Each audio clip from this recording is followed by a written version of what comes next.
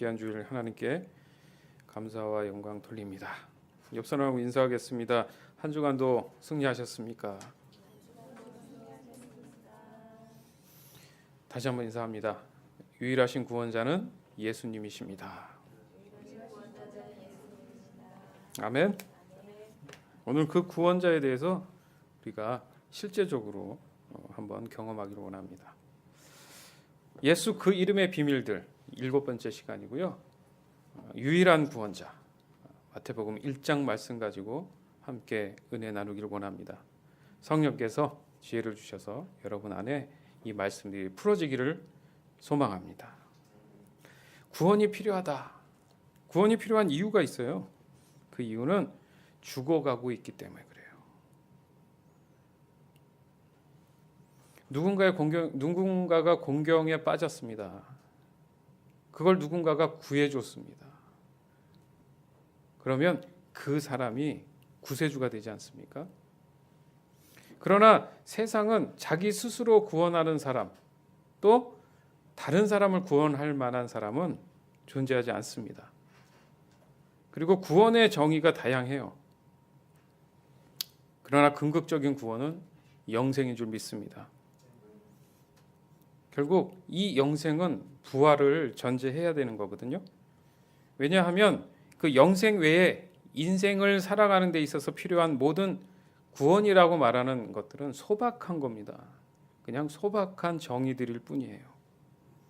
그렇다고 해서 그 소박한 구원들이 구원이 아니다, 이렇게 이야기하고 싶지는 않습니다. 하지만 하나님이 정말 원하시는 구원이라는 의미가 따로 있다는 거예요. 그래서 소박한 인생의 구원들을 말할 때 영생을 얻게 되면 따라오는 보너스처럼 생각하면 좋을 것 같습니다. 그러니까 궁극적인 것은 구원의 문제는 영생이라는 거예요. 믿으시기 바랍니다. 그래서 진정한 구원의 정의를 이해하고 깨닫기 위해서는 구원의 주체, 구원해 줄 수 있는 그 누군가, 그 사람을 만나서 찾아가서 물어봐야 된다는 겁니다. 과연 구원이 무엇이고 영생이 무엇입니까? 나를 구원해 주실 수 있습니까? 라고 질문을 그분한테 해야 된다는 얘기예요. 세상에는 천재 같은 사람들이 많아요. 질비합니다. 그렇죠? 머리 좋은 사람들, 이렇게 똑똑한 사람들이 많지 않습니까? 그들은 또 다른 영역에서 자신들의 수준에 맞게 세상을 다스리고 이용하고 누리면서 살아가고 있어요. 마치 그들이 세상을 움직이고 있는 것처럼 보입니다. 틀린 소리는 아닐 수 있어요. 뭐 굳이 부인하고 싶지도 않습니다. 그러나 그들이 여기 앉아 있는 여러분들이 갖고 있는 그 문제들을, 아주 소소한 문제들을 관심 가지고 그것을 어떻게든 해결해 주려고 할까요? 아니면 더더욱 여러분이 정말 절실하게 필요한 여러 가지 이유들이 있습니다. 삶에서 꼭 필요들을 채워야 될 것들이 있습니다. 그것을 알아서 그 사람들이 와서 챙겨줄까요? 더더욱 그렇지 않다는 거예요. 그 사람들은 우리를 전혀 모를 수 있다 이거예요. 자기 삶의 구원에 대한 확신을 자기 스스로 가지고 함께 그런 사람끼리 모여서 그것이 구원이라고 생각하며 살아갈 수 있지만 그 외의 사람들에 대한 관심은 특별하지 않다는 얘기입니다. 결국 세상에서의 그 구원은 소박한 짧은 인생의 여정의 몸부림이 되지 않을까, 이런 생각을 해봅니다. 잘났고 모든 걸 이뤘고 남들보다 더 많은 걸 가졌고 하하하, 그 이상 그 이하도 없을 수 있다는 얘기예요. 무슨 말이냐면 진정한 구원을 그들이 가진 것은 아니라는 얘기를 하는 거예요. 자, 이런 말을 목사님이 이제 이렇게 한다면 그 사람들이 듣기에는 콧방귀겠죠. 뭐 저런 생각을 하나? 머리가 안 좋아서 그런가? 가진 게 없어서 그런가? 뭐 이렇게 부정적인 얘기를 해? 이렇게 얘기할 수 있어요. 괜찮습니다. 왜냐하면 부정적이라는 생각이 들어오는 순간 이미 세상의 무게 쪽으로 더 마음이 실려 있다라는 증거가 되니까. 적어도 하나님에 대한 내용들을 모르고 있는 상태에서는 제가 얘기하는 얘기가 부정적으로 들리죠. 왜? 그들은 다 가졌으니까. 그들을 적대시하자는 얘기가 아니잖아요. 그럼 과연 그 사람들이 예수님을 만났다, 진짜로 인격적으로 만났다고 했을 때 과연 부정적으로 얘기할 수 있을까? 이 얘기를 하는 겁니다. 있는 것도 다 내놓을 수도 있어요. 그러면 성경에 그런 사람도 많지 않습니까? 그렇다고 해서 그 사람들이 똑똑하니까 예수님을 책에서 공부하겠어요? 그렇다고 예수님을 만날 수 있겠냐 이거예요. 왜냐하면 예수님은 인격이십니다. 아멘. 예. 실제로 만나야, 그 예수님을 실제로 만나야지만이 그분이 어떤 분이며 그분이 얘기하는 구원이 뭐며 영생이 무엇인지 알 수 있는 계기가 되지 않냐 이거죠. 적어도 만나야지 얘기가 된다는 얘기예요. 요한복음 17장 3절. 영생은 곧 유일하신 참 하나님과 그의 보내신 자 예수 그리스도를 아는 것이니이다. 아멘. 자, 구원의 궁극적인 하나님의 목적이 영생이라고 얘기했습니다. 그러니까 지금 읽었던 이 말씀을 보니까 영생은 곧 유일하신 참 하나님과 그의 보내신 자, 곧 구원자 예수 그리스도를 아는 거라잖아요. 안다는 게 뭐예요? 책으로 안다는 게 아닙니다. 실제 그분과의 만남이 있고 교류가 있고 친밀함이 있었을 때 영생을 알게 된다는 거예요. 세상을 두드리면서 예수님이 하시고자 하신 얘기가 뭐냐면 내가 직접 왔잖아. 나를 알아야 되지 않겠니? 하고 오픈하신 거예요. 와 봐라. 근데 외면을 한다는 거죠. 왜?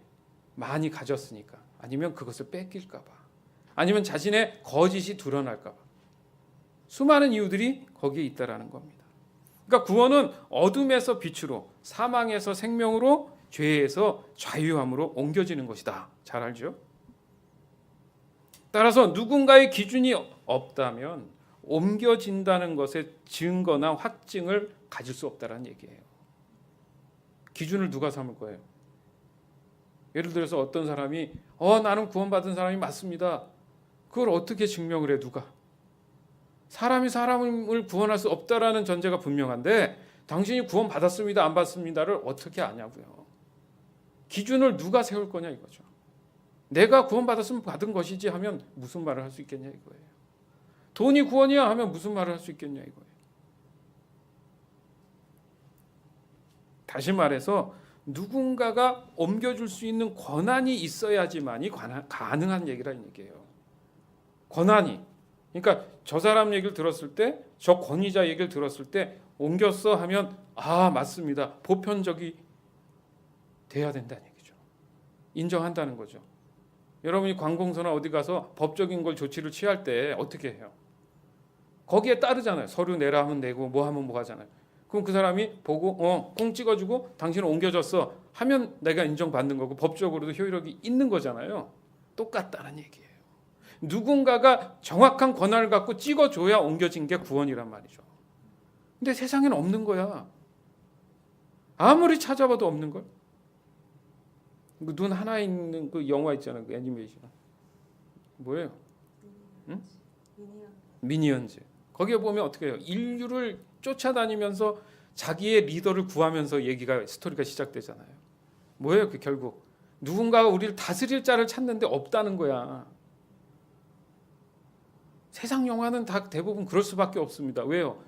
하나님을 인정하지 않는 상태에서는 없어. 아무리 문명이 바뀌고 지구가 역사가 수많은 세월이 있어도 찾을 수가 없다라는 얘기예요. 인간 스스로가 그걸 지금 인정하고 있다는 얘기입니다. 그러면 과연 나를 구원할 자가 누군가? 여러분 많이 고민해 봤잖아. 오늘 다시 한번 점검하세요. 나를 정말 구원할 자가 누군가? 그는 오직 유일하신 구원자 예수 그리스도이심을 믿습니다. 아멘. 시편 35편 17절. 주여 어느 때까지 관망하시리이까? 내 영혼을 저 멸망자에게서 구원하시며 내 유일한 것을 사자들에게서 건지소서. 이사야서 37장 16절. 그룹 사이에 계신 이스라엘 하나님 만군의 여호와여, 주는 천하 만국의 유일하신 하나님이시라. 주께서 천지를 조성하셨나이다. 아멘. 유일하신 하나님이시라. 주께서 이 천지를 만드셨다. 이걸 그냥 글로 읽었으니까 그렇게 인정한다? 어렵다는 얘기입니다. 적어도 이 시편을 쓴, 이사야를 쓴, 이 말씀을 쓴 사람들은 뭐예요? 하나님과의 관계가, 친밀한 실제적 관계가 있었다는 얘기예요. 여러분 스스로도 신앙을 고백할 때 이런 고백이 정확히 실제적인 고백이 나와야 될 줄 믿습니다. 아멘. 그냥 옆에 친구가 그러니까 그렇다. 그렇지 않아요. 그건 옆에 친구의 신앙이지 내 구원의 문제가 되지 못한다는 거예요. 쓸려 있다고 내가 구원받는 게 아니라니까. 어떻게든 그 인격적인 만남을 위해서 몸부림을 쳐야 유일하신 하나님이시구나, 유일한 구원자가 예수님이시구나라는 것을 깨닫기 시작한다는 얘기예요. 그렇지 않으면 해결이 안 돼요, 여러분. 목사가 아무리 침을 튀기며 얘기하고 아무리 좋은 프로그램이 있고 아무리 좋은 책이 있어도 해결이 안 됩니다. 나와 하나님과의 친밀함은 실제적이어야지 해결이 되는 거예요. 그러니까 이렇게든 저렇게든 제공을 하고 어떤 훈련을 받고 열심으로 뭔가를 해서 이렇습니다라고 오픈했을 때 자기 스스로 능동적으로 거기에 퐁당 들어가서 경험을 해야지만이 그 구원이 뭔지, 그 영생의 가치가 뭔지를 깨닫는다는 얘기예요. 그게 더 나가서 어디까지 갑니까? 삶의 적용까지 간다는 얘기를 하는 거예요. 그러면 삶의 가치가 어떤지를 깨닫기 시작하는 거예요. 내가 추구했던 게 잘못됐구나. 내가 바라봤던 구원관이 잘못됐구나. 이게 회개가 나오는 거예요. 예수님을 따르는 것밖에 없구나. 주님을 만나야겠어. 어떻게 만날 수 있을까? 그 고민의 시작이 은혜입니다. 은혜가 여러분 안에 있기를 주님의 이름으로 축원합니다. 마가복음 12장 29절. 예수께서 대답하시되 첫째는 이것이니 이스라엘아 들으라. 주 곧 우리 하나님은 유일한 주시라. 아멘. 주 곧 우리 하나님은 유일한 주시라. 이런 고백이 나와야 돼요. 어떻게? 가슴속 깊이. 정말 그렇습니다. 이러면 신앙생활 잘하는 거야 지금. 요한복음 5장 44절. 너희가 서로 영광을 취하고 유일하신 하나님께로부터 오는 영광은 구하지 아니하니 어찌 나를 믿을 수 있느냐. 아멘. 그렇게 얘기하잖아요 지금. 그죠? 유일하신 하나님께로부터 오는 영광을 구하지 않고서는 뭐예요? 다른 영광을 구하고 있다는 거야. 그러니 믿어지질 않는 거란 얘기를 하는 거예요. 여러분. 여러분의 믿음을 체크해 보세요. 잘못됐다는 얘기가 아니라 방향이 지금 틀어져 있다는 얘기야. 한번 틀어서 보라는 거야. 내가 하나님의 영광을 보려 하는 건지 나의 영광을 보려 하는 건지. 이게 구원의 문제, 믿음의 문제와 걸려져 있구나. 수많은 세월을 기도하고 예배한다고 그게 의미가 있는 게 아니고 단 한 번이라도 내 믿음에 대한, 구원에 대한 것들을 초점이 정확한지를 한 번씩 돌아보는 것도 중요하다 이겁니다. 하다가도 넘어진다니까요, 여러분. 또 못한다고 평생 못하는 게 아니라 또 잘 될 때도 있는 거예요. 항상 나를 돌아보면서 내 믿음과 구원이 어떤지를 볼 필요가 있다는 얘기입니다. 사도행전 4장 10절에서 12절. 그렇다면 여러분들과 모든 이스라엘 백성은 이것을 아셔야 합니다. 이 사람이 낳은 것은 나사렛 예수 그리스도의 능력으로 말미암은 것이라는 사실입니다. 여러분들은 십자가에 못 박았지만 하나님께서 다시 살리신 나사렛 예수 그리스도의 이름으로 이 사람이 완전히 나음을 얻어 여러분 앞에 서 있습니다. 이 예수님은 건축자들이 버린 돌이지만 집 모퉁이의 머릿돌이 되셨습니다. 예수님 외에는 다른 어떤 이에게서도 구원을 받을 수 없습니다. 하나님께서는 온 세상에 우리가 구원받을 만한 다른 이름을 주신 적이 없습니다. 아멘. 하나님께서는 다른 이름을 준 적이 없어요. 자, 세상 사람들은 지금 영적인 건축을 해야 되는데 예수님은 어떻게 했어요? 버려진 돌로 에이 절로 가 뺑 발로 차버렸단 말이야. 왜? 구원자임을 그들은 깨닫지 못했던 거예요. 근데 그 누군가는, 믿음 있는 누군가는 그걸 주어서 자기 신앙에 건축하는데 머릿돌로 집어넣었다는 거. 머릿돌이 뭔 줄 알죠? 건축할 때 밑에 기둥처럼 딱 들어가면서 머릿돌이라고 써 있단 말이에요.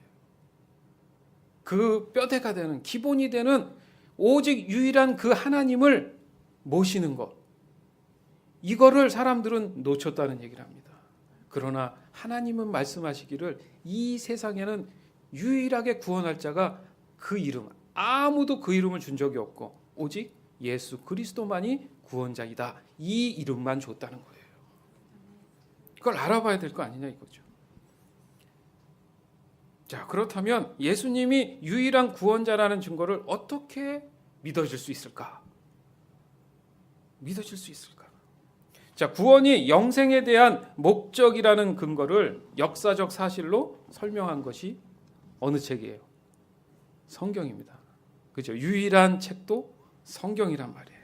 자, 성경은 일반 역사들과 대조했을 때 도리어 일반 역사에 많은 지대한 자료도 제공합니다. 그거를 역사학자들이 숨기는 거야. 자존심 때문에. 그러나 성경은 이 지구 전체 시작부터 지금까지의 모든 것들을 보여주고 있거든요. 근데 그걸 인정하고, 왜? 하나님을 인정하기 싫은 거죠. 그 증거들이 쉽게 찾아볼 수 있습니다, 여러분. 마음만 먹으면요, 쉽게 찾을 수 있어요. 자, 그것을 오늘 본문도 예수님이 역사적 인물이다, 하나님이 살아계신 역사적 하나님이시다라는 것을, 그리고 하나님이 이미 우리를 향한 그 구원에 대한 역사들을 준비하고 오셨다라는 증거를 보여주기 위해서 오늘 본문이 있는 거예요.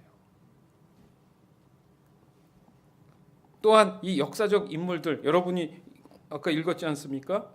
1절부터 쭉 읽었잖아요. 누가 낳고 맨 낳고밖에 없는데 평상시에 읽을 때는 아유 뭐 이렇게 사람 낳고가 뭐가 중요해 할 수도 있죠. 이걸 우린 일명 족보라고 하지 않습니까? 근데 이 인물들 하나하나 보면 공통점이 있는 게 뭐냐면 구원과 관련된 다양한 사건들이 얽혀져 있다라는 거죠. 맞죠? 그냥 인물 그랬다가 아니라 각자 다른 환경 속에 여러 사건들이 있잖아요.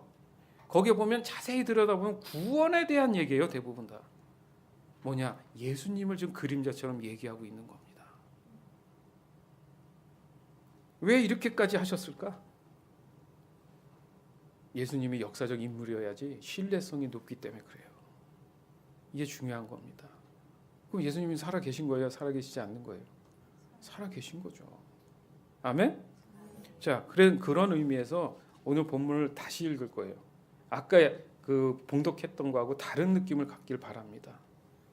자, 마태복음 1장 1절에서 17절. 아브라함의 후손이며 다윗의 후손인 예수 그리스도의 족보입니다. 아브라함은 이삭을 낳고 이삭은 야곱을 낳았습니다. 야곱은 유다와 그의 형제들을 낳았습니다. 유다는 베레스와 세라를 낳았는데 이들의 어머니는 다말입니다. 베레스는 헤스론을 낳고 헤스론은 람을 낳았습니다. 람은 아비나답을 낳고 아비나답은 나손을 낳았습니다. 나손은 살몬을 낳았습니다. 살몬은 보아스를 낳았는데 보아스의 어머니는 라합입니다. 보아스는 오벳을 낳았는데 오벳의 어머니는 룻입니다. 오벳은 이새를 낳았습니다. 이새는 다윗을 낳고 다윗은 솔로몬을 낳았습니다. 솔로몬의 어머니는 우리아의 아내 밧세바였습니다. 솔로몬은 르호보암을 낳고 르호보암은 아비야를 낳았습니다. 아비야는 아사를 낳았습니다. 아사는 여호사밧을 낳고 여호사밧은 요람을 낳았습니다. 요람은 우시야를 낳았습니다. 우시야는 요담을 낳고 요담은 아하스를 낳았습니다. 아하스는 히스기야를 낳았습니다. 히스기야는 므낫세를 낳고 므낫셋은 아몬을 낳았습니다. 아몬은 요시야를 낳았습니다. 요시야는 여고냐와 그 형제들을 낳았는데 이때는 백성들이 바벨론으로 끌려갈 무렵이었습니다.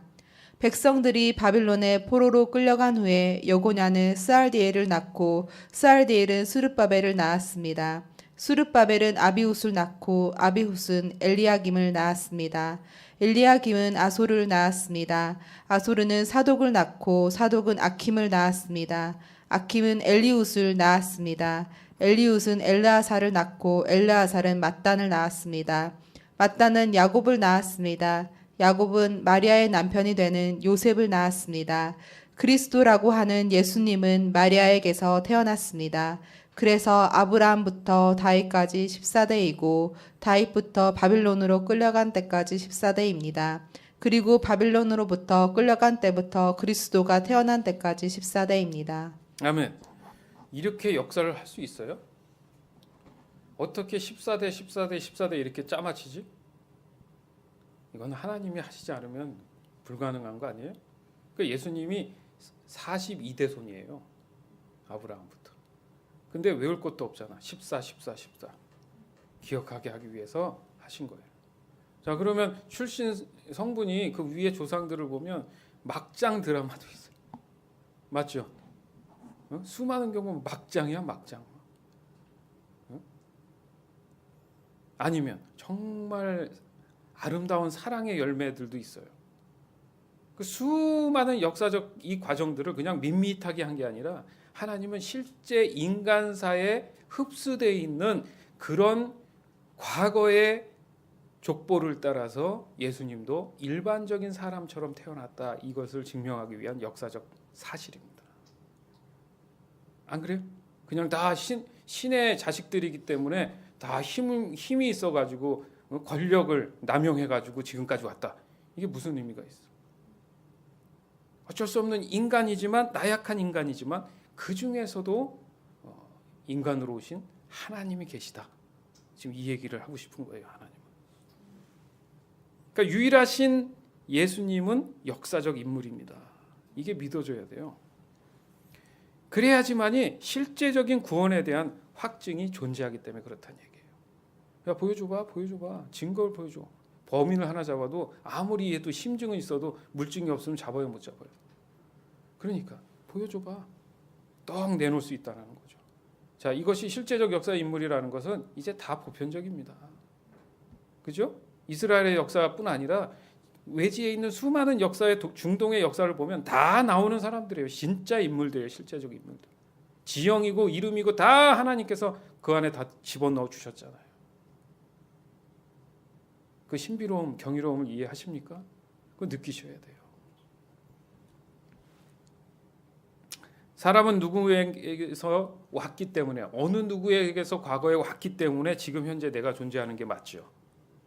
그렇단 말이에요, 지금. 따라서 세상의 복음을 위해 하나님이 끝없는 그 사랑의 배려 때문에 나타난 열매, 그 열매가 바로 예수 그리스도라는 거예요. 예, 정리하자면 그렇다는 얘기예요. 그러니까 다시 말해서 인간은 인간을 구원할 권한이 없다라는 사실을 우리 마음속에 이미 인정했기 때문에 예수님을 구주로 영접한 겁니다. 안 그러면 안 믿어요, 지금도. 내가 가진 게 많고 지금 똑똑한데 구주 왜 믿어? 이런 사람이 있어요, 없어요, 지금? 여러분 주변에 쉽게 찾잖아. 많이 가진 사람들은 굳이 하나님을 믿을 이유가 없는 거야. 왜? 그 사람들 생각에는 이 그리스도인들이 가서 먹을 거 주세요, 입을 거 주세요, 이렇게 기도하는 줄 안다니까요, 여러분. 신에게. 우리는 그냥 삶이에요. 아멘. 그리스도인은 하나님이 주신 그냥 삶을 누리는 사람들이지 뭘 주고 안 주고의 문제가 아니라는 거야. 왜? 우리는 영생의 문제를 해결받았기 때문에 나머지는 다 뭐예요? 그냥 소박한 거란 얘기죠. 이게 깨달아져야 된다는 얘기입니다. 자, 그렇다면 이 문제를 좀 더 구체적으로 풀 필요가 있는데 어떤 영역을 지금 다뤄야 되냐면 바로 신의 영역을 증명해야 된다는 얘기죠. 자, 예수님이 그렇게 막장 드라마처럼 쭉 흘러왔던 후손이다. 그래서 응에 태어났다. 사람들이 믿겠습니까? 너 믿으면 구원받는다고? 야, 네 집안 보니까 개판인데 되겠냐? 안 되죠. 아무리 능력을 발휘한다고 해서 되겠습니까? 그래서 하나님이 생각하시고 하나님이 주신 놀라운 하나님의 절대적 방법, 그것은 바로 신적인 영역이에요. 그래서 우리는 예수님을 성육신했다 그러잖아요. 인간의 몸으로 왔지만 신적인 존재로 오셨다. 그러니까 인간이 가질 수 없는 한계점 넘어서의 어떤 영역을 가지고 오셨다. 이게 돼야지 구원자라고 말할 수 있지 않냐 이거죠. 아멘. 그래서 오늘날 유일하신 구원자를 이렇게 이런 이유로 태어났다, 신이다, 하나님이다, 인간이다, 이 설명을 너무 잘 풀어놔 주셨기 때문에 다행인 겁니다. 그래야 이렇게 설교를 할 수 있는 거야. 답도 없고 해결책도 없는데 어떻게 설교가 나오겠어요? 그러니까 사람으로 오신 것은 맞는데 하나님으로부터 왔다. 또 하나님이시다. 이것에 대한 과정들을 설명할 필요가 있었기 때문에 이제 하나님이 본문을 통해서 하나님의 전지전능을 보여주신 겁니다. 자, 오늘 본문 다시 마태복음 1장 18절에서 20절. 예수 그리스도는 이렇게 태어나셨습니다. 예수님의 어머니인 마리아는 요셉과 약혼을 했는데 두 사람이 결혼도 하기 전에 성령에 의해서 마리아가 임신하게 된 사실이 밝혀졌습니다. 마리아의 남편 요셉은 의로운 사람이었습니다. 그는 마리아를 창피하게 만들고 싶지 않아서 조용히 파혼하려고 하였습니다. 요셉이 이 일을 생각하고 있을 때 꿈에 주의 천사가 나타났습니다. 천사는 요셉에게 이렇게 말했습니다. 다윗의 자손 요셉아, 마리아를 아내로 삼는 것을 두려워하지 마라. 마리아가 아기를 가진 것은 성령께서 하신 일이다. 아멘. 참 요셉은 참 매너남이야. 그죠? 그 아이가 인간적으로 하면은 자기하고 결혼도 안 했는데 애가 생겼잖아. 그러면 어떻게 그럴 수 있냐? 동네방네 알려서 돌로 맞아 죽게 하는 게 있잖아요. 근데 그렇게 안 했어요. 조용히 파혼해서 그 마리아를 조용히 보낼 생각을 한 거야. 거기까지는 착하고 좋은데 뭘 모른 거야? 하나님을 몰랐던 거지. 아무리 조상이 그렇다 해도 하나님을 모른 거지. 그래서 하나님이 안 되겠다 싶으니까 요셉의 꿈에 나타난 겁니다. 참 요셉은 인물은 달라도 꿈하고 관련이 있는 것 같아요. 그래서 꿈을 통해서 얘기를 해주시는 거예요. 두려워 말라. 성령에 의해서 태어난다. 이렇게 얘기를 하시는 거예요. 이것은 삼위일체 하나님이 함께 일하시는 최고의 작품입니다. 그죠? 이렇게 완벽하고 구체적인 구원에 대한 여정이 있을까 했을 때 없습니다. 이건 전무후무한 일이에요. 좀 전환해서 자, 수많은 사람들이 대도시로 많이 몰려가요. 특히 젊은 층들이. 보니까 그 이유 중에 대표적인 게 가장 큰 게 뭐냐면 바로 자기 자신을 미래에 대한 것들을 구원해 줄 수 있는 요소가 거기에 존재할 거라는 믿음 때문에 가더라는 거죠. 맞죠? 말은 어디로 가? 한국으로 따지면 제주도로 보내고 사람은 한양으로 보낸대잖아. 그 옛날부터 그런 대도시에 가면 자기의 꿈, 자기의 구원을 이룰 수 있는 것들이 있다라는 그 믿음 때문에 사람들이 무작정 가는 거예요. 무작정 서울역에 내리는 거예요. 아무 플랜도 없이 일단 가보는 거야. 그리고 그 구원을 위해서 어떻게 합니까? 정말 바쁘게 지냅니다. 이렇게 하면 뭔가 내게 구원이 오겠지. 정신없이 바쁘게 생활을 해요. 자, 물론 최선을 다해서 산다는 게 뭐가 문제가 되겠어요. 근데 여기서 무엇을 위한 최선입니까? 질문을 했을 때 모든 사람들이 공통적인 답은 하겠죠. 근데 하나 더 질문이 있죠. 그러면 당신이 지금 생각했던 것이 정말 당신한테 진정한 구원이 될 수 있습니까? 질문했을 때는 또 공통적인 얘기를 할 수 있어요. 그러기를 바란다라고 얘기를 할 수 있다라는 거죠. 자, 무슨 얘기를 하고 싶냐면 아직 찾지는 못했다. 찾으려고 한다. 그걸 봤을 때 거기에는 구원은 존재하지는 않는 것 같아요. 자, 우리 믿는 사람 뭐예요? 이미 예수를 믿으면 구원이 스타트, 출발이 됩니다. 그들은 뭐예요? 구원을 찾으려고 지금 가는데 없어. 이게 다른 거예요. 이게 완전히 다른 문제예요. 자, 실패할 확률, 성공할 확률 50대 50으로 살아가는 거예요. 많은 사람들이 실패해요. 자, 성공한다는 의미가 뭐예요? 부를 누리는 거 아니에요? 명예를 누리는 거 아니에요? 그게 확률적으로 전부 다 됐으면 좋겠는데 몇 사람만 되잖아.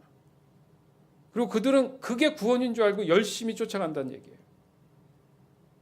맞죠? 목사님 해석이 좀 너무 과해? 맞잖아요. 대기업이라는 잘 나가는 기업이 수만 개입니까?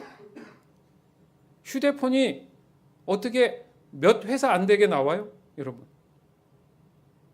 그들이 독점하면서 하잖아요. 세상이 바라볼 땐 그들이 구원이야.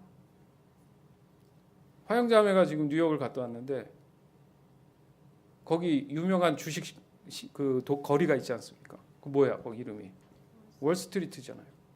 거기 상징 동물이 뭐예요? 황소입니다. 황소. 황소처럼 일하라. 예? 사람들을 끌어오는 거야. 미혹이에요, 미혹. 모이잖아, 그들이. 그렇다고 그 사람들한테 오기만 하면 다 나눠줘요? 그 골방같이 생긴 그 작은 방 한 달 월세가 얼마인 줄 아십니까, 여러분? 그래도 비비고 들어가는 거예요. 살아보겠다고.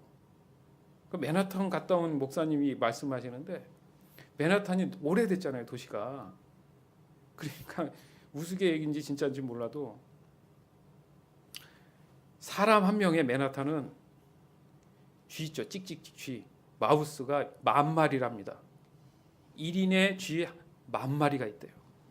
그 지 하나 오래된 그 위에 막 천장에 쥐 천국이랍니다. 근데 왜 사람들은 거길 길을 쓰고 들어가냐고요. 거기에 은행가가, 거기에 기업들이 얼마나 많이 들어간 줄 아십니까? 완전 소돔과 고모라죠. 여러분, 그들은 왜 거기에 목숨을 걸고 매달려 있어요? 거기에 구원이 있다고 믿는 거야. 그럼 여러분 안의 소망도 맨하탄이에요? 그럼 예수님 어디 갔어요, 여러분? 여러분의 구원 하심의 유일한 자가 어디가 있냐 이거예요. 내 초점이 어디에 가 있느냐 지금. 유일하신 예수 그리스도가 구원자라는 사실을 내가 명확하게 믿고 있느냐, 그 질문을 하는 겁니다. 금요일 저녁에도 신의 존재를 믿는가 우리 영화를 보여줬어요. 많은 생각들을 아마 하고 돌아갔을 겁니다. 그래서 좀 목사님 찾아봤어요. 신 컴플렉스라는 게 있더만요. 네, 한번 읽어보겠습니다. 그것은 개인의 능력, 권한 또는 무과실성에 지속적으로 과장된 감정을 특징으로 하는 확고한 신념이다.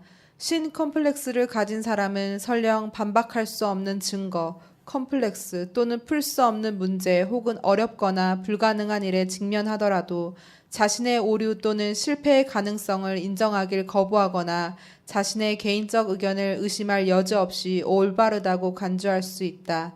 개인은 사회의 규칙을 무시하고 특별한 고려 또는 권한을 필요로 할 수 있다. 신 콤플렉스는 임상 용어나 진단 가능한 장애가 아니고 진단 및 정신장애의 통계 편남에 나타나지 않는다. 신 콤플렉스의 용어를 사용한 최초의 사람은 어니스트 존슨이다. 응용 정신 분석학에서 수필의 내용 페이지 속 그의 설명에서는 자신을 신이라 믿는 것으로 신 컴플렉스를 설명했다. 자신을 신이라고 믿는 이유가 여기 보니까 그래요. 자신의 오류 또는 실패의 가능성을 인정하길 거부한다는 거야. 그러니까 무슨 얘기를 어떤 사람이 하면 잘못된 걸 뻔히 얘기를 하는데도 인정을 안 하는 거야, 자기가. 지금 현대병입니다, 그거 아시죠? 그러니까 자존심을 막 상해하고, 아 맞습니다, 그렇게 보셨습니까? 예, 수정하겠습니다. 이런 사람은 어떻게 인격적으로 성숙한 사람이잖아. 근데 절대 아닌 거야. 뭐냐 하면 마음속에 있는데 그걸 인정하고 싶지 않다는 거죠. 이게 신 컴플렉스라는 거예요.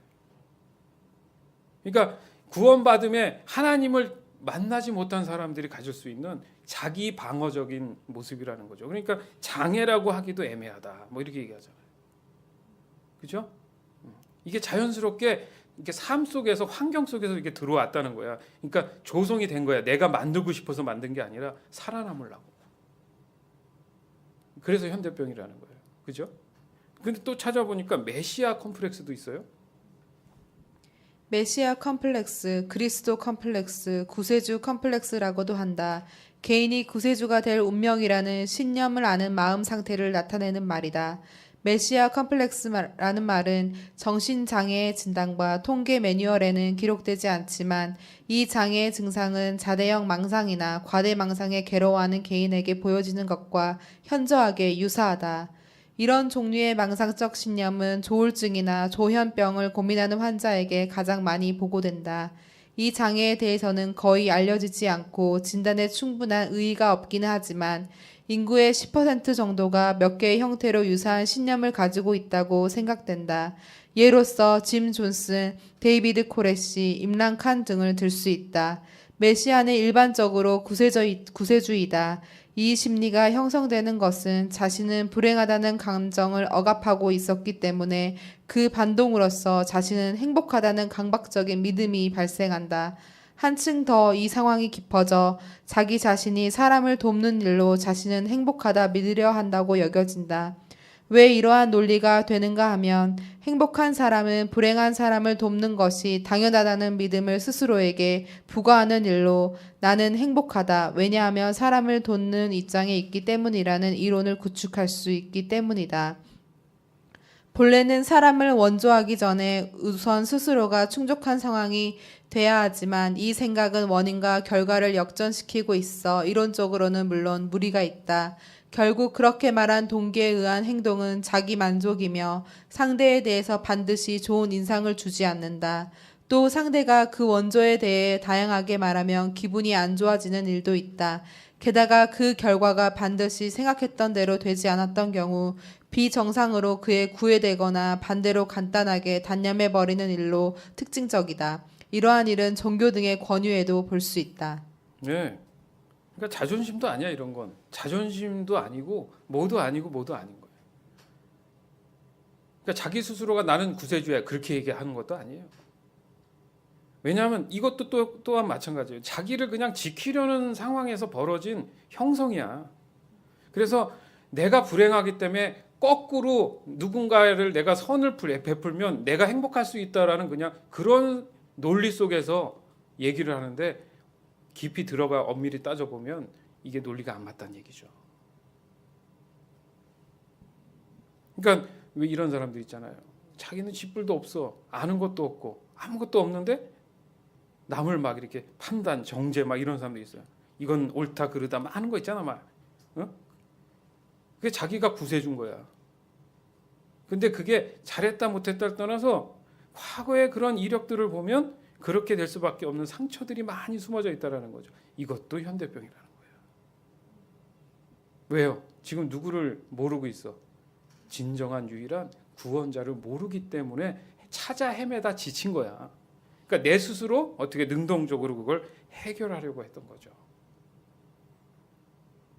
그러니까 이처럼 인간은 세상에서 구원자를 찾기를 포기하게 되면서 인간 스스로 신이 되려는 시도를 했다라는 겁니다.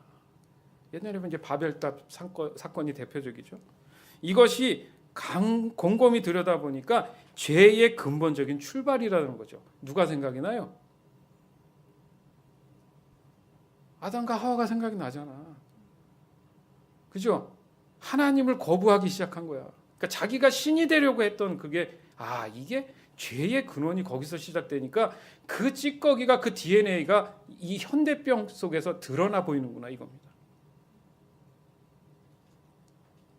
그래서 목사님이 어느 순간부터는 근래 더 많이 듣는 것 같아요. 부모나 또 남편이나 아내가 힘들게 돈을 벌어서 가족들을 이제 돌본단 말이죠. 그런 분들이 있어요. 근데 믿질 않아요.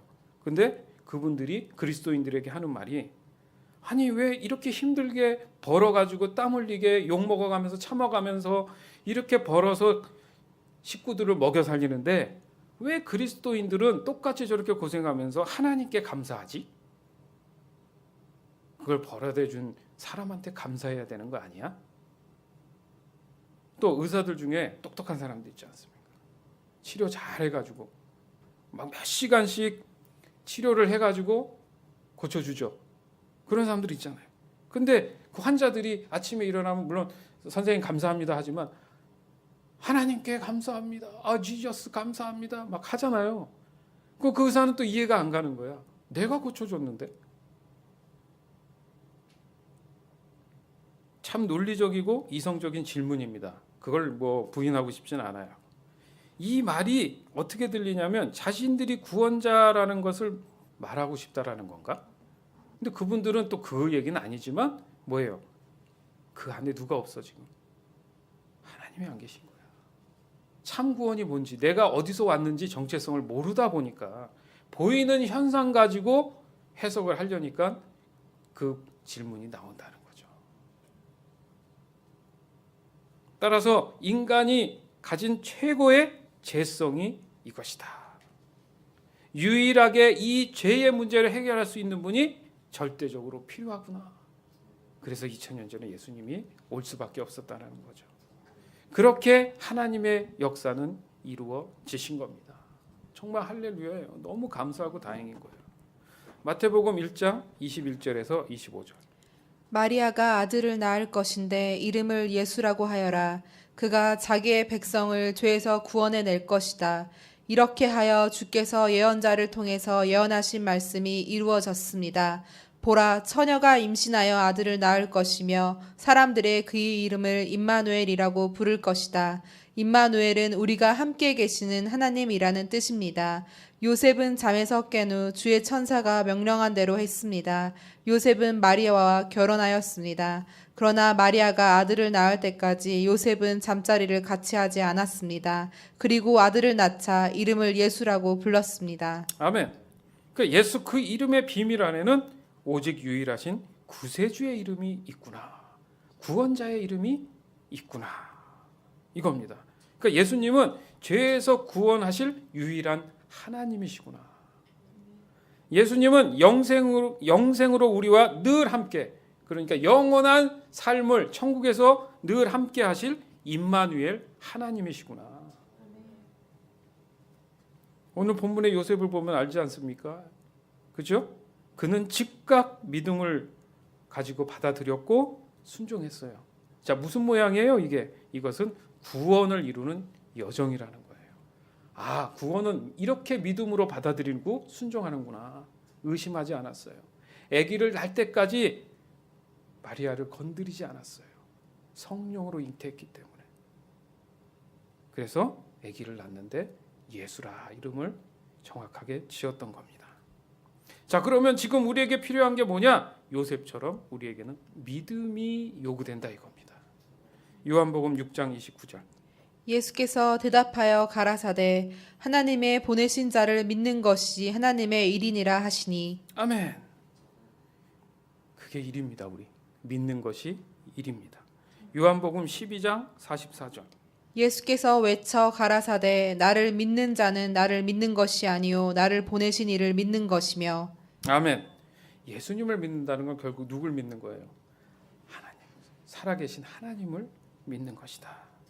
사랑하는 여러분, 유일하신 구원자 예수님, 그 역사적 예수님을 믿음으로 말미해서 영생을 확증받고 삶 속에 소박한 모든 구원들을 경험하며 살아가는 여러분이 되시기를 주님의 이름으로 축원합니다. 요한복음 14장 6절. 예수님께서 대답하셨습니다. 내가 바로 그 길이요 진리요 생명이다. 나를 통하지 않고는 아버지께로 올 사람이 없다. 아멘. 지금은 우리 주 예수 그리스도의 은혜와 하나님의 극진하신 사랑과 성령의 교통하심이 사랑하는 성도들 머리 위에 이제로부터 영원토록 함께 있을지어다. 아멘. 이 시간 같이 기도하길 원합니다. 유일하신 구원자 그 예수님을 생각하면서 내가 정말 내 삶 속에서 혹시나 놓쳤던 부분들이 없는가, 내 포커스가 어디에 맞춰져 있는가 함께 지금 기도하면서 주님 앞에 물으시길 바라요. 내가 올바로 건전한 그 믿음의 신앙생활 가운데에 걸어가고 있는지 다시 한번 돌아보시기 바랍니다. 내가 의심하는 것이 있습니까? 내가 추구하는 구원은 과연 무엇입니까? 여러분 스스로 성령께 물으세요. 그리고 여러분을 보세요. 그리고 조정받으세요. 치유받으시고 정확하게 주님의 말씀 가운데 믿으면서 순종해 나갈 수 있도록 여러분의 신앙과 믿음을 하나님 앞에 이 시간 고백하시기 바랍니다.